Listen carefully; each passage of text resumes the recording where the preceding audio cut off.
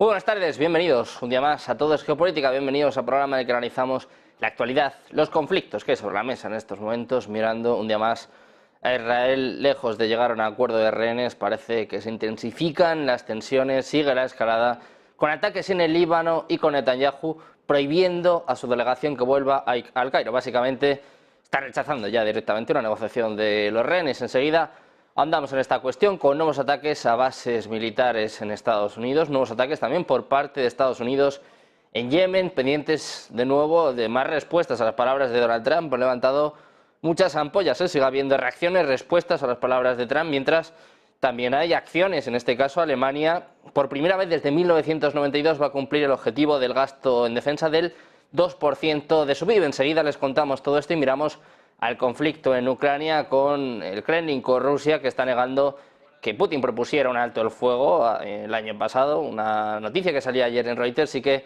el Kremlin está desmintiendo rotundamente en un momento en el que Ucrania, en concreto Sirsky, el nuevo comandante en jefe de las fuerzas ucranianas, está diciendo, bueno, pues básicamente que Rusia avanza en todo el frente y que la situación es muy difícil. Estamos pendientes de esto y un día más de las tensiones con los bálticos, con Estonia, que está incluso sopesando cerrar la frontera. Como saben, ayer Rusia emitió una orden de búsqueda y captura contra su primera ministra, contra Kaja Kallas, y Estonia sigue reaccionando, advierte ahora, dice que podría cerrar su frontera en los próximos meses. Enseguida analizamos estas cuestiones con los mejores analistas, con los mejores expertos, pero antes repasamos un poquito, andamos un poquito más en toda la actualidad. Empezamos mirando a Israel, y es que están informando de que su ejército está preparando una respuesta significativa al mortífero bombardeo de cohetes sobre Safed de esta mañana, que describe como algo más que un simple ataque a la fuente del fuego. En concreto, un parlamentario, Yuli Edelstein, es el jefe del Comité de Defensa y Asuntos Exteriores de la Knesset, y dice que Hezbollah va a ser expulsado de la frontera de una manera u otra. Dice, o va a haber una guerra total y Hezbollah va a ser desplazado,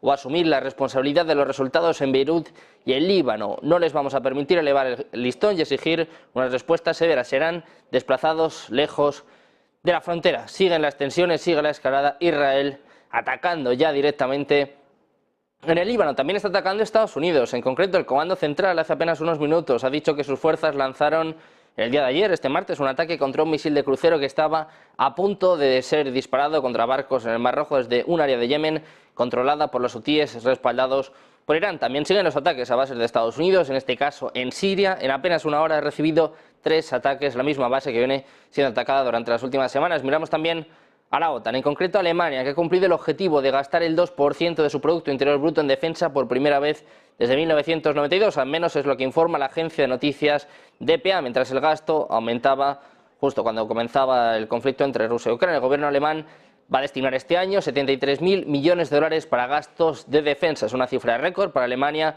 en términos absolutos y representaría el 2,01% del PIB. Cumple, pero eso sí, por poquito, rozando, aprobado justito para Alemania. Miramos a Rusia. El Kremlin ha negado los informes de que el presidente ruso Vladimir Putin propusiera a Estados Unidos un alto el fuego en Ucrania a través de intermediarios. Es lo que contaba ayer la agencia Reuters. Decía que Putin habría enviado señales a Washington en 2023, incluso a través de los socios árabes de Moscú en Medio Oriente. Señales de que estaba listo para considerar un alto el fuego en Ucrania. Es lo que habrían dicho fuentes rusas a Reuters. Le han preguntado por esto a Dmitry Peskov, el portavoz del Kremlin, que ha dicho que no, que esto no es cierto para nada. Bueno, enseguida andamos en esta cuestión, pero miramos también a Ucrania. Ojo a lo que dice Oleksandr Syrskyi, que es el nuevo comandante en jefe de las Fuerzas Armadas de Ucrania.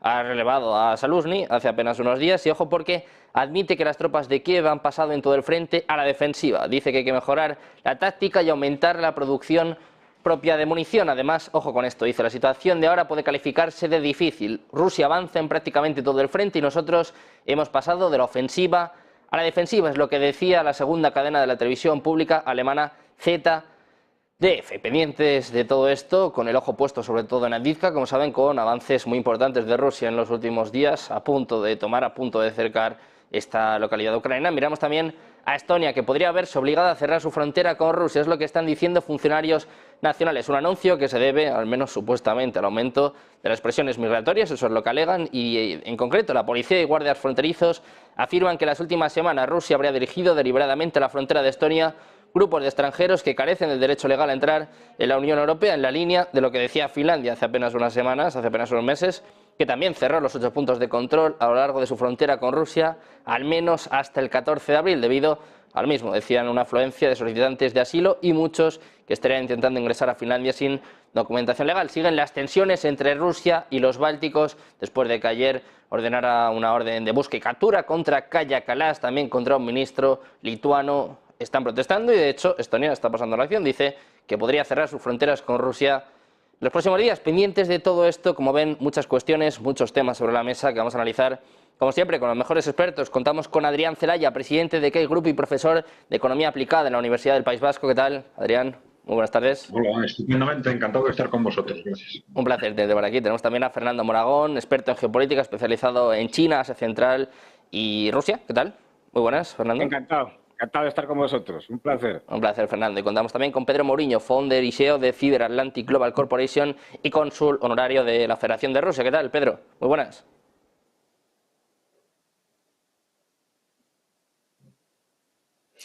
Muy buenas tardes, un placer, un gusto estar con vosotros. Un gusto también teneros a los tres por aquí. Pedro, empezamos contigo, empezamos poniendo el foco en Oriente Medio, en Israel. Llevábamos días hablando de un posible acuerdo de liberación de rehenes. Netanyahu la semana pasada decía, bueno, pues que iban a seguir hasta la victoria total. No sé yo qué es la victoria para Netanyahu, pero parece que la cosa se está poniendo seria en las últimas horas, sobre todo con ataques en Líbano y con Netanyahu, que ha prohibido directamente a su delegación que vaya al Cairo. O sea, básicamente descarta que vaya a haber un acuerdo de rehenes. Por lo menos Israel no lo está poniendo nada fácil.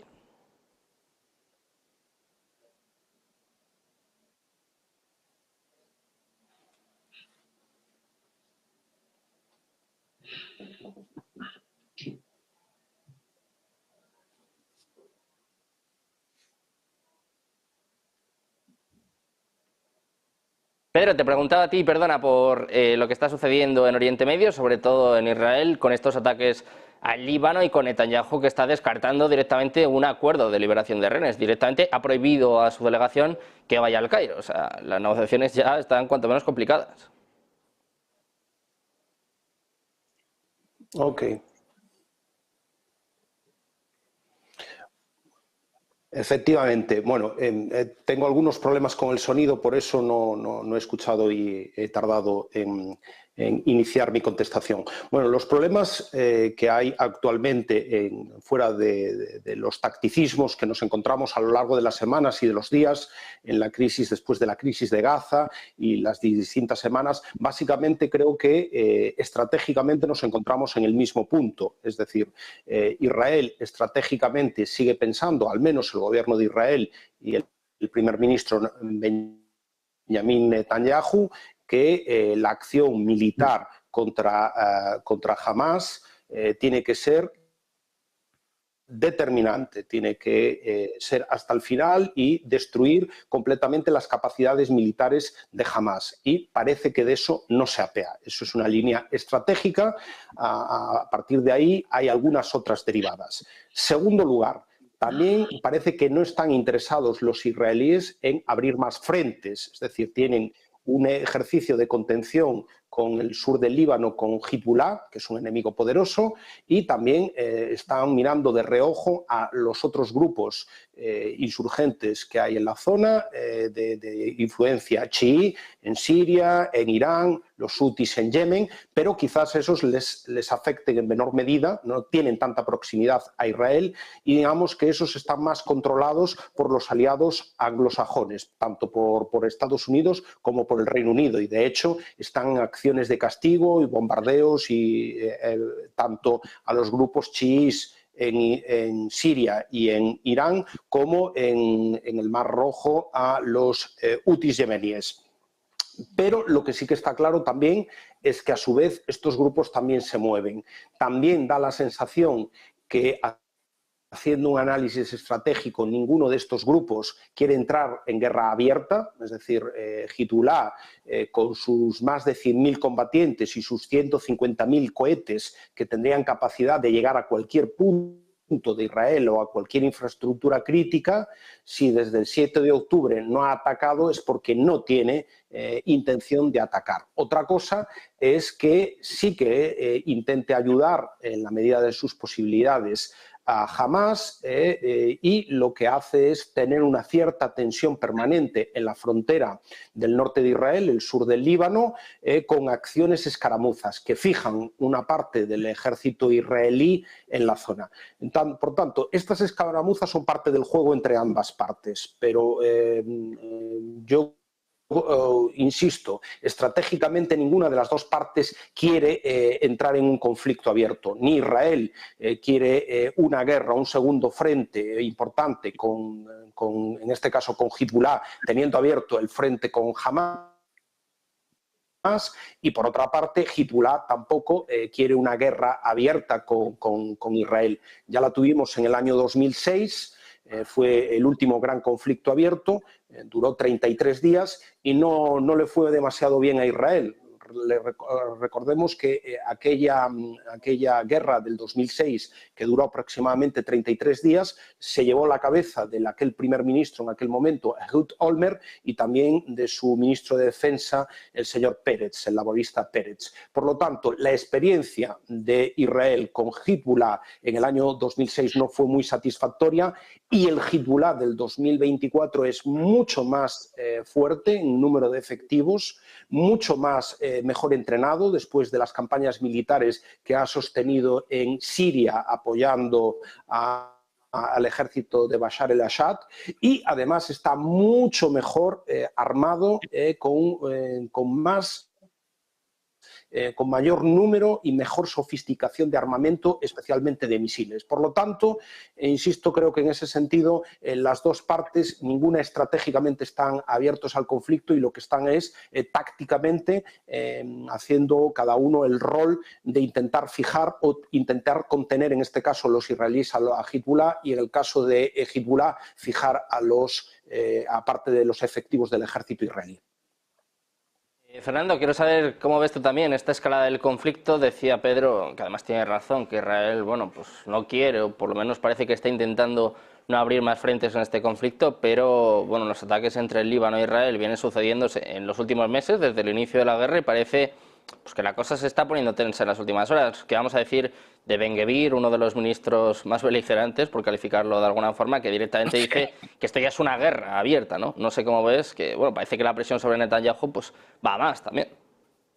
Efectivamente, lo que dices sobre Ben-Gvir y otros cuantos, como Smotrich y demás, que no paran de decir un día sí, otro también, todo tipo de barbaridades.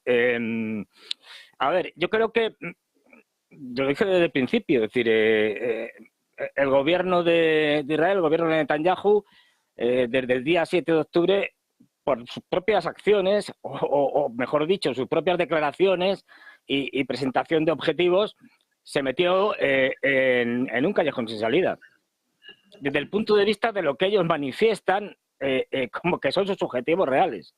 Porque luego hay un objetivo que ahora mismo hablaré, que es el objetivo verdadero, es decir, el objetivo último. Acabar con Hamás, no van a poder. O sea, lo pueden debilitar muchísimo. Pueden matar a un montón de milicianos de Hamás.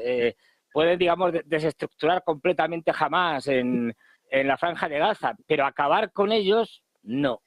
Es decir, porque podrán tener un tiempo, una temporada X, la que sea, en la cual pues, sus actividades cesen porque ya no tengan capacidad para hacer grandes cosas, pero bueno, es muy fácil que luego, con la cantidad, digamos, de posibilidad de reclutamiento que están generando los israelíes en la franja de Gaza a base de bombardeos y de todo tipo de atrocidades, pues que mucha gente al final se apunte a Hezbollah, ¿no?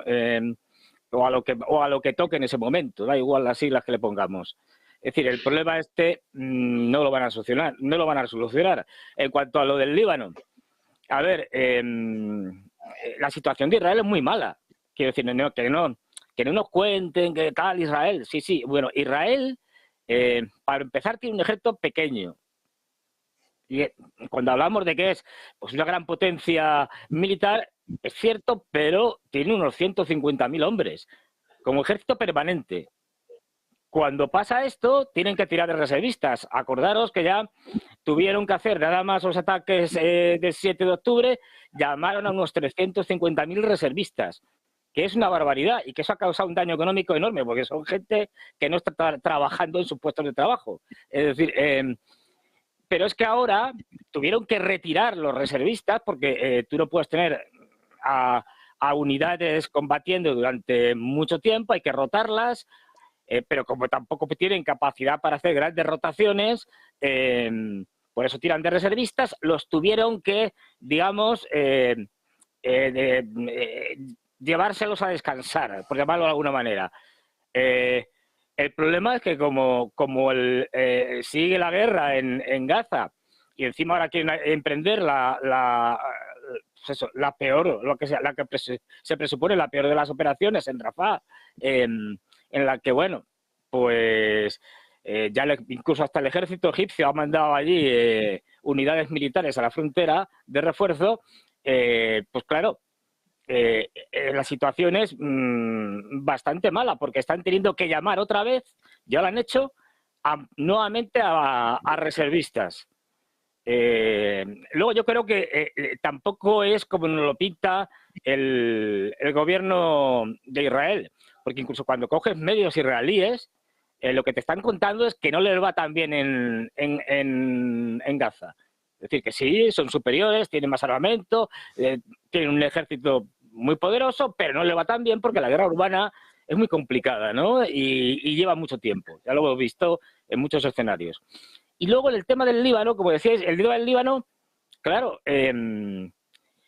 esto yo no sé si son, a ver, supongo que serán declaraciones de estas que están haciendo constantemente de que no, vamos a hacer tal barbaridad o esta otra. Abrir un frente de verdad con una ofensiva, como se viene hablando desde hace tiempo, hasta el río Litani, mínimo, o incluso más allá, hasta Beirut, y me parece un soberano disparate. Quiero decir, es repetir todos los errores del 2006, pero agrandados. Porque si una cosa, es decir, en el momento que le abran un frente norte, van a tener unos problemas de hombres, es decir, y de mujeres en este caso, porque el ejército israelí se compone de hombres y de mujeres, es decir, tremendo, tremendo. Pero fíjate, además es que ahora mismo siguen teniendo abierto el frente con los Houthis, es decir, eso les está provocando un daño enorme, no lo olvidemos, a su economía. Es decir, esto yo lo veo como una guerra de desgaste, claramente. Lo que llamamos lo que se autodenomina el eje de la resistencia, lo está haciendo muy bien. Es decir, bueno, vamos a una guerra de desgaste. Mantengo una guerra más o menos de baja intensidad en el Líbano. En todo caso, que sean los israelíes los que decidan meterse en la boca del lobo, es decir, atacar a Hezbollah. Al mismo tiempo, cada vez la propia, no lo olvidemos, la propia población está más en contra de Netanyahu. Ya hay incluso encuestas donde, por los propios medios israelíes, en donde la mayor parte de la población está en contra del gobierno de Netanyahu. Y además, no olvidemos la presión tremenda, enorme, de los familiares de los rehenes que le están diciendo que lo que tiene que hacer es negociar. Y hay manifestaciones, hay protestas, esto que no te lo cuentan tanto, pero a verlas, haylas. Es decir, y finalmente a lo que iba, es decir, al final es que el problema no es Hamás. Además, esto lo ha dicho hasta Borrell. Es decir, fíjate, que Hamás lo creó el propio Israel y sus servicios secretos, etcétera.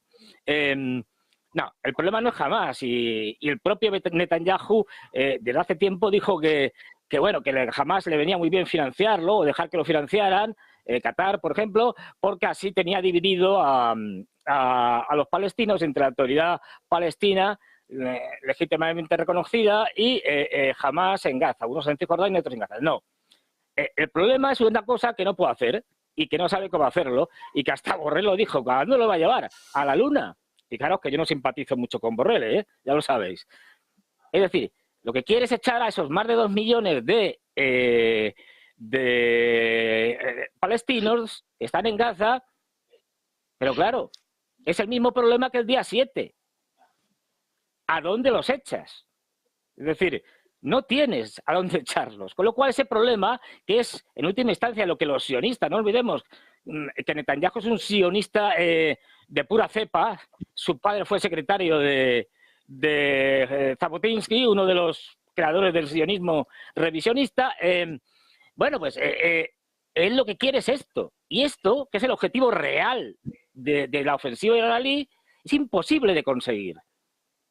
Entonces, bueno, los americanos van a estar apoyándoles, pero según se acerquen las elecciones presidenciales, la cosa va a ir cambiando y va a decir, oye, modérate, tranquilízate, porque yo no puedo seguir con esto abierto hasta que lleguen bueno, con esto abierto y encima, tal y como están los demócratas, con un Biden que cada vez está más senil, cada semana está peor, y que sin una opción clara, bueno, decía Kamala Harris que ella estaba dispuesta para lo que hiciera falta. Claro, esto por poco al electorado norteamericano por poco se muere de risa, porque si la opción para sustituir al senil Biden es una absoluta metepatas como Kamala Harris, pues en fin.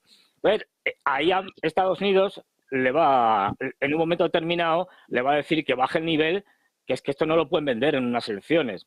En fin, que es que están metidos en un lío, y yo lo he dicho desde el principio, es decir, Israel puede ganar muchas batallas, pero va a perder la guerra. Y es que son guerras que no se pueden ganar, lo ves desde el principio.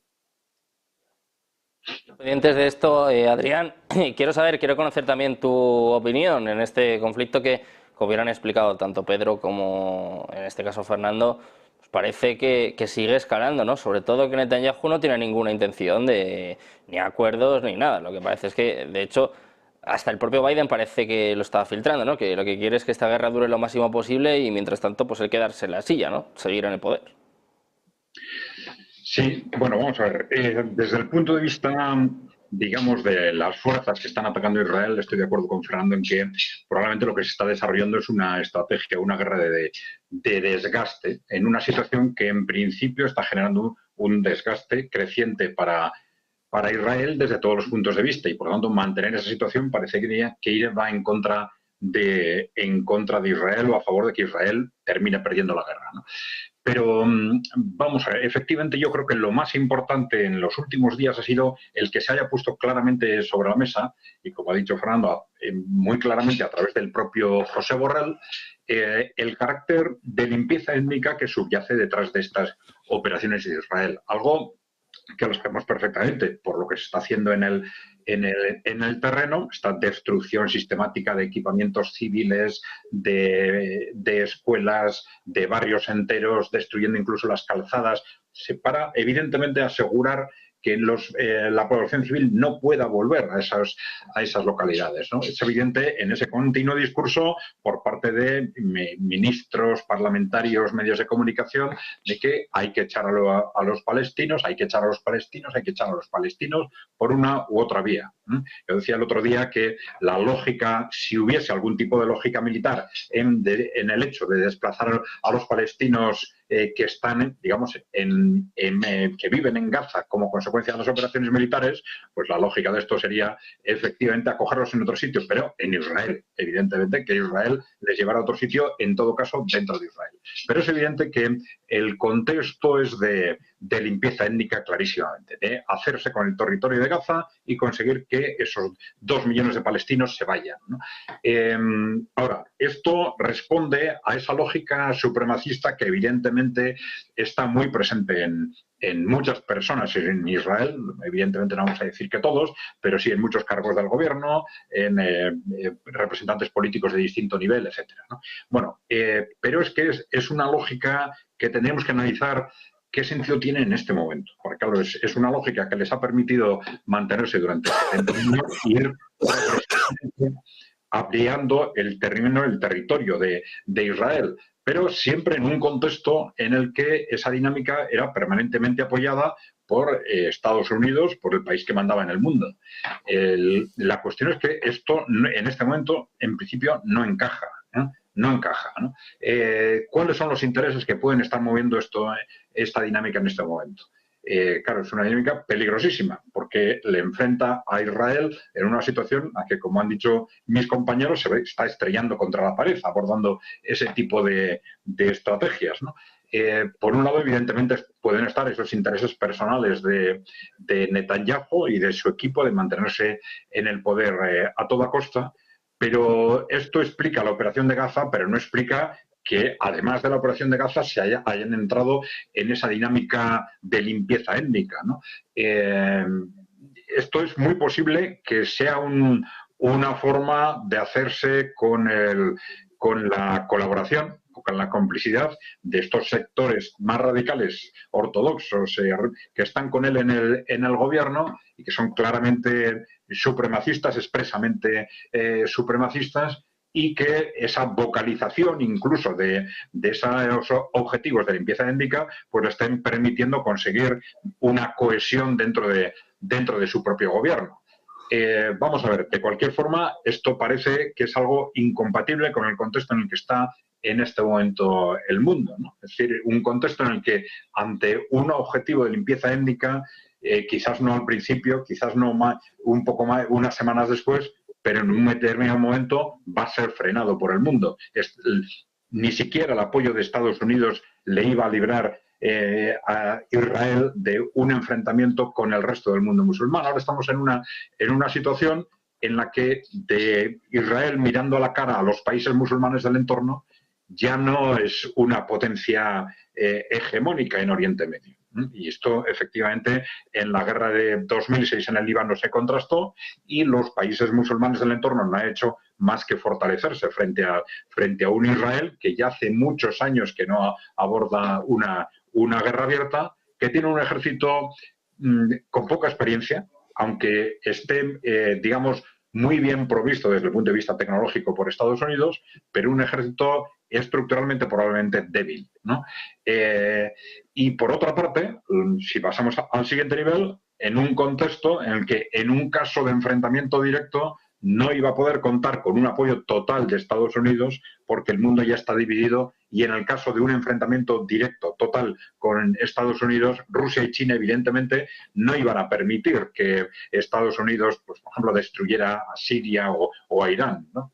Esto es algo que debería ser perfectamente conocido por Netanyahu, por los israelíes, ¿no? Entonces nos estamos encontrando en un contexto que quizás responde a una dinámica casi suicida por parte de Israel, que nosotros estábamos identificando aproximadamente desde hace 5, 7, 8 años, en el que frente a ese mundo multipolar que se avecina y a esa pérdida de hegemonía de Estados Unidos, Israel tiene dos opciones. Está rodeado por cientos de millones de musulmanes, aunque que les ven como un país invasor, y tiene dos opciones: o abordar rápidamente una nueva relación con respecto a los palestinos, fundamentalmente, que les permita generar un contexto de paz cara al futuro, y evidentemente los restos que quedaban para optar por esa opción los acaban de tirar por la ventana.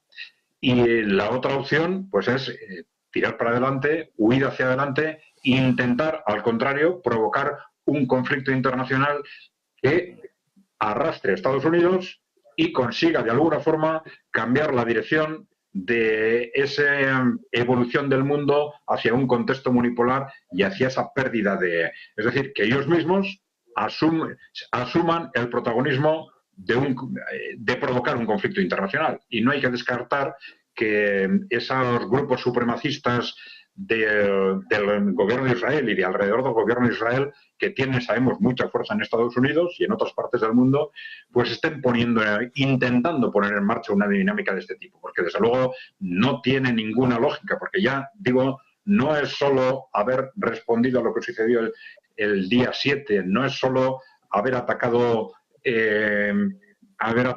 Gaza, es además de forma expresa, llamativa y pública asumir una dinámica de limpieza étnica de 2 millones de personas, algo absolutamente inexplicable en este contexto, incluso para los grupos de Israel más radicales, ¿no? Pendientes del conflicto en Oriente Medio, pendientes también del conflicto en Ucrania, vamos a hacer una pausa, 2 minutos, y enseguida hablamos de la información que aparecía ayer en Reuters. Hablaba de que Putin había propuesto una especie de plan de paz, una especie de alto el fuego, que ya les adelanto que el Kremlin lo ha negado hace apenas unos minutos. Vamos a hacer una pausa, 2 minutos, y enseguida se lo contamos y se lo explicamos en Nauces Televisión.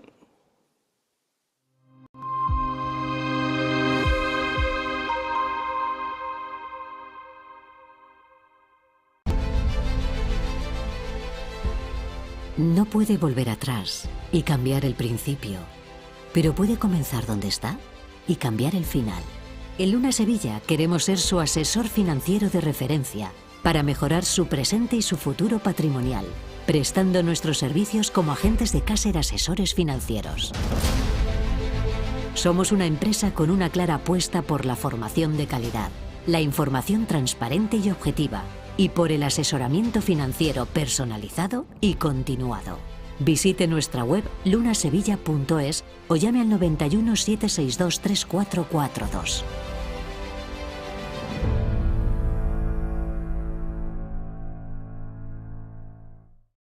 ¿Se puede poner a prueba vuestra tecnología de trading? Sí. ¿Y vuestra ejecución funciona al milisegundo? Sí. ¿Y vuestros spreads están entre los más bajos del mercado, no? Si quiere, puede probar nuestra primera demo. Es difícil encontrar un broker que cumpla con todas sus expectativas. O quizá no tanto. Active Trades, broker online desde 2001. Hola, ¿qué tal? Muy buenas. Si estás viendo esta cadena es que te gusta estar bien informado y te gustan mucho los mercados financieros. Y lo más importante de todo, te gusta sacarle dinero al mercado.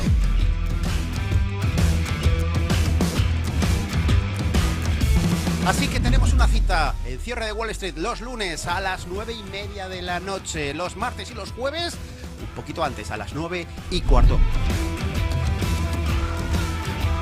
Aquí estaremos en Negocios Televisión explicando consultorio, explicando por qué tomo decisiones de compra, por qué vendo, todo lo relacionado con los mercados. Ese consultorio a vuestra disposición para ver cómo veo el mercado y un montón de novedades que iremos anunciando próximamente.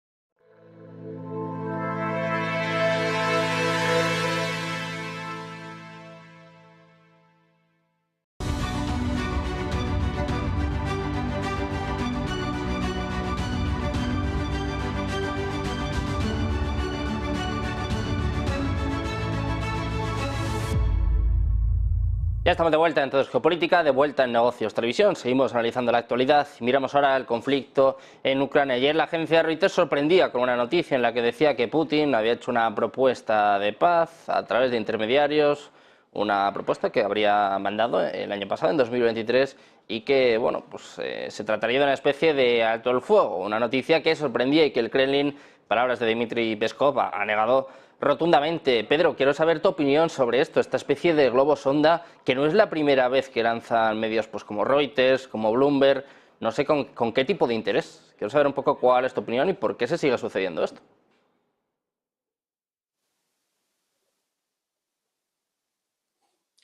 Bien, efectivamente, pues lo que está claro es que hay de cada X tiempo hay estos dimes y diretes, pero yo creo que hay que apelar directamente a la fuente más directa y con más autoridad, que es la fuente del propio presidente de la Federación Rusa, Vladimir Putin. Escasamente hace unos días ha dado una entrevista que ha dado la vuelta al mundo. Solo las primeras 48 horas, más de 150 millones de descargas de la entrevista con el periodista norteamericano Tucker Carlson.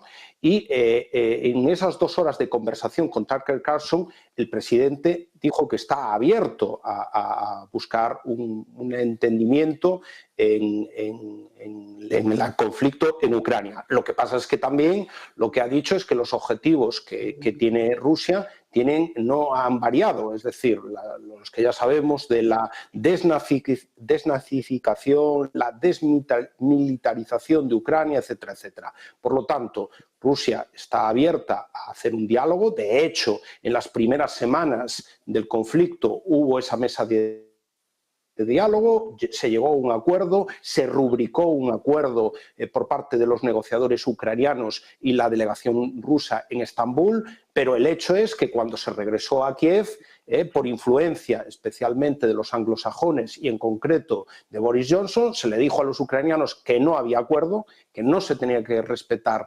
este acuerdo y que por lo tanto eran tiempos de guerra, y así se ha continuado con el conflicto militar dentro de Ucrania. La experiencia de Rusia en los últimos años, en todo el proceso de negociación en relación a Ucrania, es mala, porque ha sido sistemáticamente engañada.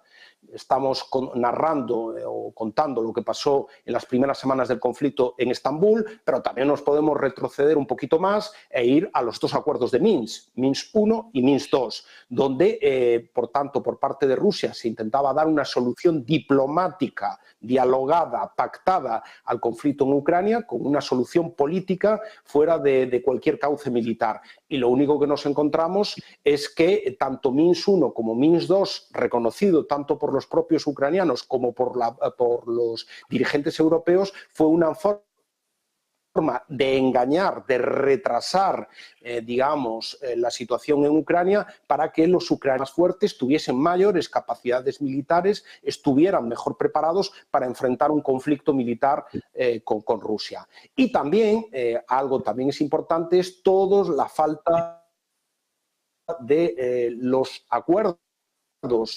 verbales que han tenido a la Rusia de que la OTAN no se iba a expandir. Es decir, ya desde que cae la Unión Soviética se garantiza a distintos líderes, tanto en primera época soviéticos como posteriormente de la propia Federación Rusa, que la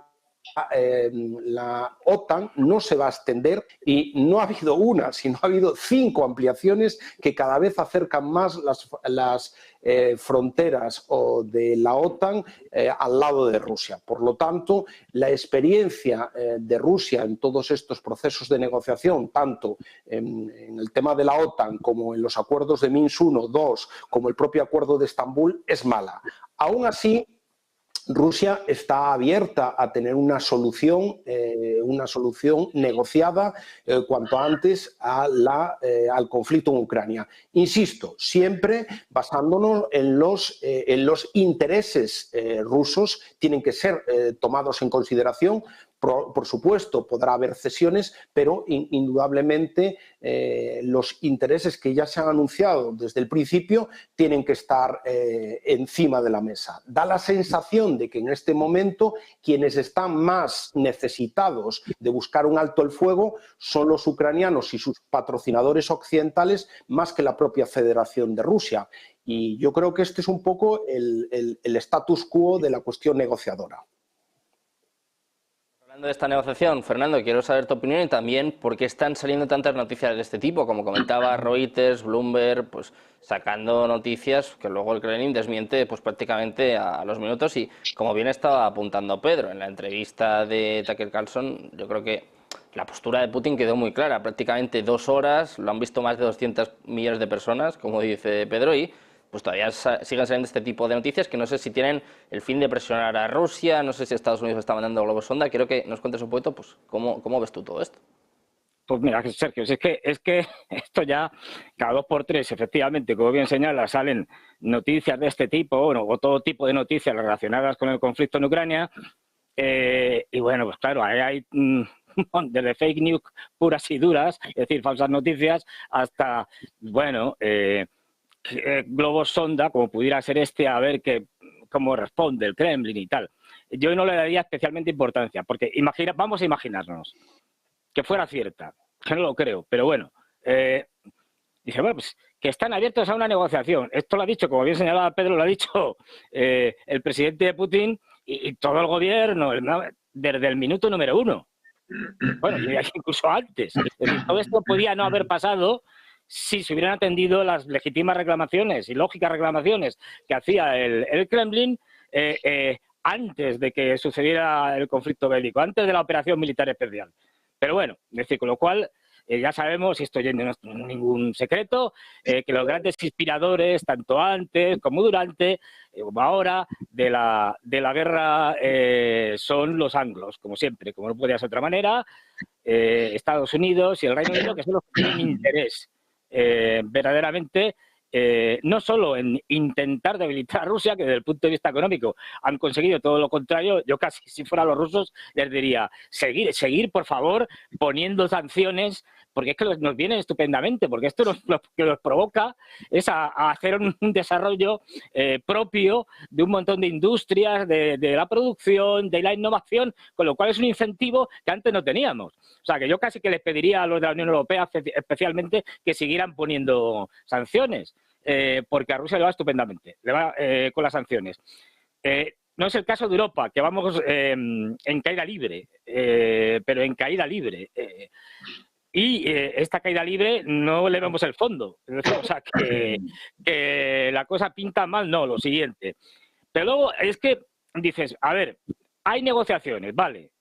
Esto no significa nada. Es decir, la Segunda Guerra Mundial también acabó con negociaciones, entre comillas. Es decir, o con negociaciones.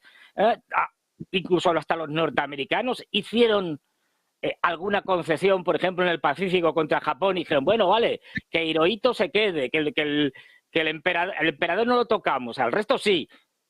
Es decir, la cuestión de que haya negociaciones en sí misma no significa nada, porque lo que pasa es que las negociaciones, si salieran mañana, imaginémonos, Rusia va a ir con una fuerza a esas negociaciones en las que va a imponer muchos de sus criterios. Hay cosas que, como hubiera señalado Putin, ya lo dijo antes, el año pasado, lo ha vuelto a decir en la entrevista con Tucker Carlson, por si alguien no se había enterado. Es decir, bueno, mire usted, es que desde todo lo que es más o menos del Dnieper hasta hacia el este, esto va a ser Rusia, sí o sí, o sea, esto como que no se negocia. Ya había dicho antes, por ejemplo, lo de Odessa y tal, eso también, incluso citó en la misma entrevista, por supuesto, Kiev es ruso. Es decir, o sea, ya nos está diciendo que eso ni siquiera se negocia.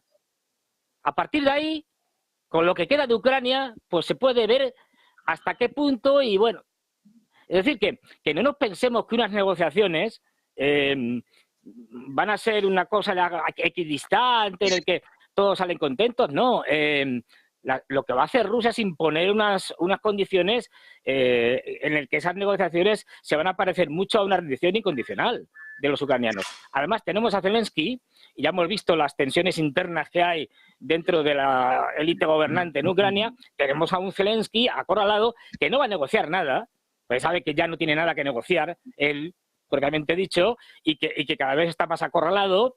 De ahí la destitución de Zalauny. Ojo, no olvidemos que Zalauny, fijaros, a la semana de ser destituido, yo creo que ha pasado menos de una semana, acaba de entrar en el partido de Poroshenko, con lo cual ya está preparando su plataforma política para lo que pueda venir. Es decir, ya lo tenemos como competidor político en el sentido estricto. Y luego, bueno, tenemos al general Sirski, que a veces parece que es la quinta columna de los rusos, porque no hace más que destrozar tropas ucranianas. No olvidemos que es que Rusia está ganando la guerra. Y esto ya lo dice todo el mundo. Es decir, o sea, no, hasta los propios ucranianos. Y por lo tanto, una de las partes que está ganando, que está, no olvidemos, poco a poco destrozando al ejército ucraniano. La situación en Avdiivka es tremenda. Es tremenda por la incapacidad que ya está mostrando el ejército ucraniano para poder tomar decisiones realistas, y sobre todo la falta de unidades, la falta de tropa y la falta de munición. No tienen munición de artillería. Esto hace, y mis fuentes rusas cada vez me lo ratifican más, que pasadas las elecciones presidenciales en Rusia, que son ahora en marzo, habrá un golpe muy duro. Cuando digo muy duro no tiene que ser, lo digo siempre, esto no significa ninguna ofensiva en profundidad, ni nada de esto, que además, tal y como estamos viendo que se desarrollan esta guerra y las futuras, va a ser muy difícil de hacer por parte de cualquiera. No, un golpe duro, de tal manera, en la parte de la línea del frente, porque Rusia cree en ese momento que el ejército ucraniano está más degradado, más debilitado, que lleven al colapso. Lo que está haciendo Rusia es colapsar o llevar al colapso, degradando a las unidades militares. No lo olvidemos, en una situación en la que Ucrania tiene problemas enormes de financiación, enfrentamientos políticos internos, problemas de armamento, problemas de movilización. La derrota va a ser histórica. Y lógicamente, yo, por supuesto, si fuera al Kremlin y pudiera hacerlo, lo haría así. Es decir, esa derrota se la van a servir en bandeja de plata al señor Biden, pues este verano, más o menos, para que se la digiera como pueda de cara a las elecciones presidenciales. Entonces, yo creo que es que hay que tenerlo claro. Rusia va a ganar sí o sí, y va a ganar además, como se suele decir, por goleada, ¿no? Bueno, es decir, no hay que darle más importancia a esto que si no, que si hemos negociado, que si negociaremos, que si tal. Sí, hombre, sí, todo acaba con una negociación. Pero hay muchos tipos de negociaciones. Y en este caso, hasta los medios occidentales en Político, había un artículo, se ha publicado hace unos días, Político, es decir, una revista occidental, no estamos hablando de nada prorruso, ni RIA Novosti, ni... No. Donde salía un comisarista, luego puedo daros el nombre si queréis, es decir, donde decía, no ya que fuera a ganar Rusia, esto ya es obvio, es que la OTAN está acabada, que puede que no dure más de un año, o sea, que nos comamos las uvas y que la OTAN ya no exista. Y esto lo dice Político, y un hombre, digamos, un analista, por lo tanto, pro-occidental, pero es que es tan obvio. Estamos viendo los enfrentamientos internos tan tremendos que hay dentro de la OTAN, es decir, que esto solo se puede saldar con una derrota de Ucrania y con una derrota de la OTAN, porque no olvidemos, el destino de Ucrania y de la OTAN, en cierto sentido, en otros no, pero en cierto sentido están unidos. Una derrota de Ucrania es una derrota de la OTAN, porque la OTAN está metida allí casi completamente. Acordaros de los 40 franceses que estaban de mercenarios, bueno, en fin, todo el mundo sabe que la OTAN tiene soldados sobre el terreno. Esto no es ningún secreto. Así que lo que estamos viendo es eso, pero además con una presión que está viendo ahora mismo en todo el frente, incluso en Bakhmut, están llegando a Chasilyar, están ya a centenares de metros, están destrozando al ejército ucraniano, que se encuentra en una posición muy difícil. Y si encima con Sarki, que es un tipo que no tiene en consideración ninguna las tropas, por eso digo que parece un quinta columnista, ¿no? Y que manda, ahora está mandando unidades a intentar lo imposible, es decir, retomar Avdiivka. Han cortado la carretera, la única carretera que como tal se puede llamar de asfalto que tenían. Los rusos ya la han cortado, están a punto de cortar un camino de tierra, bueno, y prácticamente lo que estamos viendo ya es soldados ucranianos que tienen que irse campo a través. ¿De qué estamos hablando? Es decir, vamos a ver, es terrible. Lo que es terrible es que un señor como Zelensky siga en el poder y que siga siendo apoyado por la Unión Europea, por Estados Unidos, diciendo pues eso, que va hasta el final, diciendo barbaridades como que Rusia va a atacar dentro de 20 años. Pero ¿qué pasa? ¿Que alguien tiene por ahí una bola de cristal y sabe lo que va a pasar dentro de 20 años? Pero es un delirio belicista el que hay ahora mismo en Europa tremendo. ¿Por qué?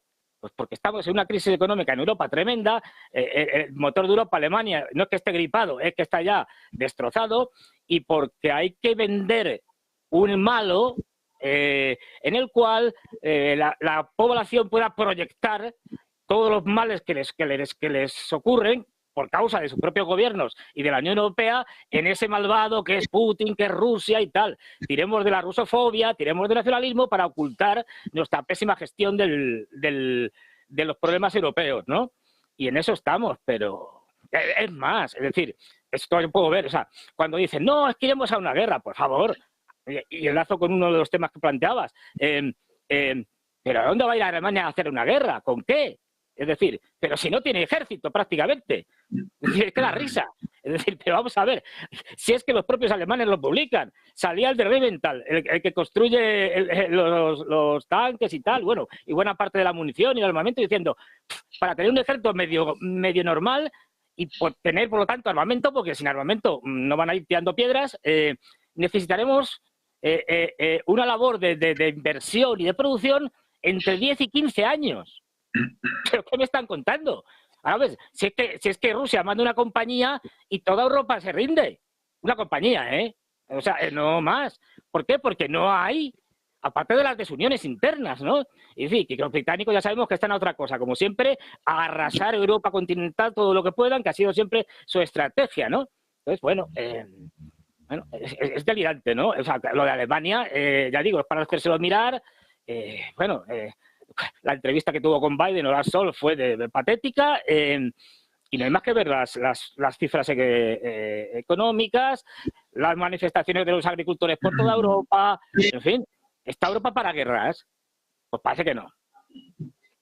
Bueno, pues lo que está claro es que la situación en el frente, en el campo de batalla, pues también está muy complicado para Ucrania. Adrián, quiero preguntarte por esta cuestión. Hablaba antes Fernando precisamente de Sirski, del nuevo comandante en jefe de Ucrania, que en las últimas horas, bueno, ha sorprendido. Ha dicho primero que la situación está muy complicada, que Rusia está avanzando en todo el frente. Pues parece que no llega con muy buenas noticias y además, como dice Fernando, tampoco con muy buenas intenciones, ¿no? Parece que está mandando a muchos ucranianos, pues básicamente a perder sus vidas, prácticamente.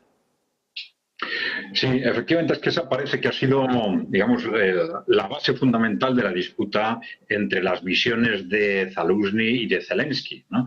La visión de Zelensky que era, digamos, compartida con Sirski, en concreto, que era el responsable del ejército de tierra, debajo de Zaluzny, bueno, muy conectado con Zelensky, ¿no?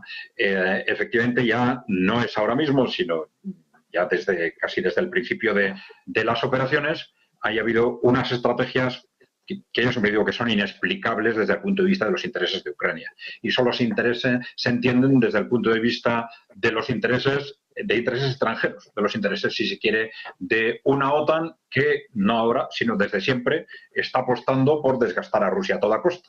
Y en este momento, a toda costa es a costa de todos los ucranianos. Entonces, la dinámica es, no me importa que mueran 10.000 ucranianos si con eso consigo que mueran 1.000 rusos. Entonces, la cuestión es desgastar como sea a Rusia y retrasar como sea las operaciones de Rusia, ¿no? Y parece que Zelensky y Sirski comparten esa estrategia. Entonces, ahora, por lo menos desde el punto de vista de declaraciones, está repitiendo exactamente lo que hizo en Bakhmut, ¿no? A pesar de que es una plaza perdida, vamos a mandar toda la gente necesaria, todos los recursos necesarios para defender esa plaza, una plaza ya indefendible, ¿no?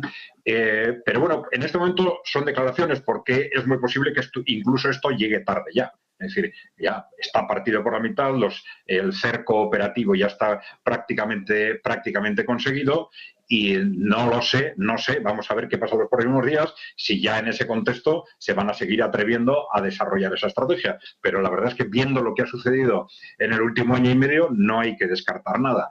Efectivamente, desde el punto de vista de viendo esto con una cierta distancia, Rusia está avanzando a todo lo largo del frente, sin demasiada prisa, pero está avanzando aprovechando la creciente debilidad del ejército ucraniano. La guerra, desde la perspectiva de la relación entre Rusia y Ucrania, está ganada. Por eso, desde luego, este tema de las negociaciones, pues hay que ser un poco escéptico. Parece más bien que estos medios occidentales quieren quizás preparar el terreno para aparentar, si tenemos que hacer algún movimiento en ese sentido, aparentar que no es una rendición, sino es algo que también Rusia lo está deseando o que la propia Rusia lo está pidiendo, ¿no? Porque desde el punto de vista de Rusia sería el momento más ilógico para abordar hacer un movimiento de ese tipo. Es decir, han estado acumulando fuerzas, mejorando su situación, Rusia es cada vez más fuerte, Ucrania cada vez más débil.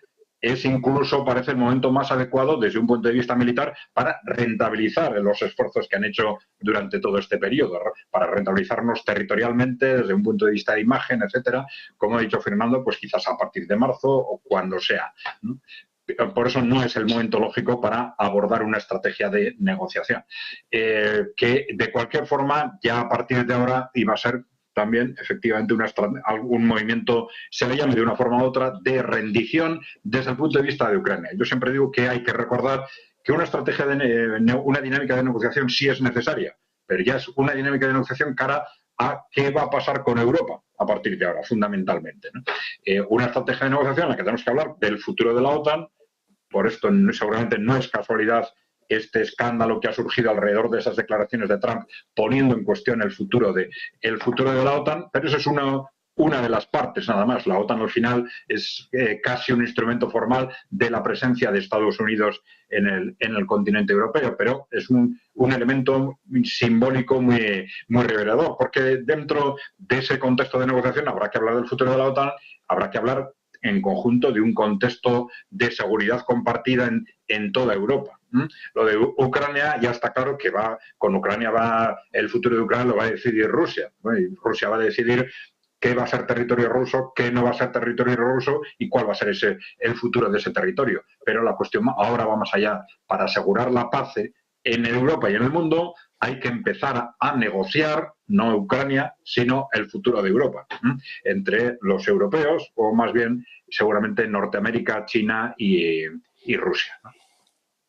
Terminar, quiero contar una última hora, quiero conocer vuestra opinión muy rápido porque no tenemos prácticamente tiempo, pero acabamos de conocer que Ucrania, las fuerzas ucranianas están bombardeando Energodar, la ciudad nuclear. Hablan de explosiones devastadoras, de que la situación está a punto de estallar, de que las Fuerzas Armadas de Ucrania ya han atacado Energodar con drones. Han escuchado hasta 3 explosiones en el centro de la ciudad, según está anunciando la administración de la ciudad. Por el momento no hay información sobre muertos, tampoco sobre heridos, pero recordamos que la central nuclear de Zaporilla precisamente se encuentra en Energodar. Es la central nuclear más grande del mundo y una de las 10, es la más grande de Europa y una de las 10 más grandes del mundo. Pedro, muy rápido, quiero conocer tu opinión sobre esta cuestión. Llevamos varios días hablando, bueno, de los ataques a civiles por parte de Ucrania, de estos ataques, estos sabotajes que están llevando a cabo. Ahora parece que están apuntando a la central nuclear más grande de Europa. Están, pues, prácticamente atacando con drones en Energodar. No sé qué opinas de esto y qué incidencia puede tener.